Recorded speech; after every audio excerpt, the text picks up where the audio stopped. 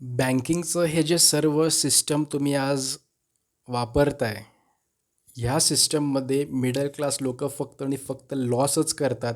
कारण सिस्टमच असं बनवलं आहे, की लोकं जे या बँकिंग सिस्टमचा वापर करतात, ते लॉसमध्ये जायला पाहिजे. याच्या मागचं आपल्याला कॅल्क्युलेशन समजून घ्यायचं आहे.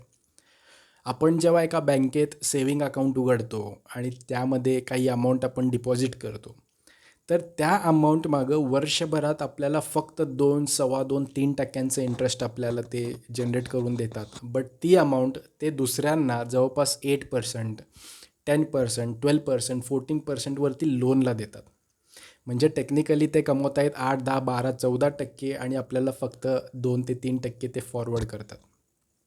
ज्या ठिकाणी आपण एफ डी करतो, म्हणजे आपण एका टाईम बाउंडसाठी त्यांना पैसे तुमचेच आहेत म्हणून देतो, त्या ठिकाणी उलट आपल्याला 6-7% ते देत आहेत आणि तिथेसुद्धा ते आपली अमाऊंट दुसऱ्यांना लोन म्हणून 8, 9, 10, 11, 12% वरती फॉरवर्ड करत आहेत.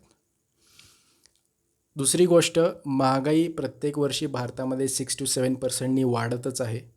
आपल्याला 2% दिले किंवा 6% दिले, त्या ठिकाणी आपण महागाईला बीटच करत नाही आहे. आपण उलट बँकेसाठी काम करतो आहे. आपला पैसा बँकेला वापरायला देतो आहे आणि त्याच्यामध्ये आपल्याला काहीच भेटत नाही, हे आपल्याला लक्षात घ्यायचं आहे. पैशाची व्हॅल्यू कसं वाढवायचं जाणून घ्यायचं असेल, या अकाउंटला फॉलो करा. महागाई सोडून, बँकेचं इंटरेस्ट सोडून आणखीन अधिक 4 ते 5%, 6% कसे कमवायचे जाणून घ्यायचं असेल, तर नक्की फॉलो करा आणि आजच हा रील तुमच्या मित्रांना पाठवा, म्हणजे त्यांनासुद्धा हे नॉलेज पोहोचेल. Thank you very much.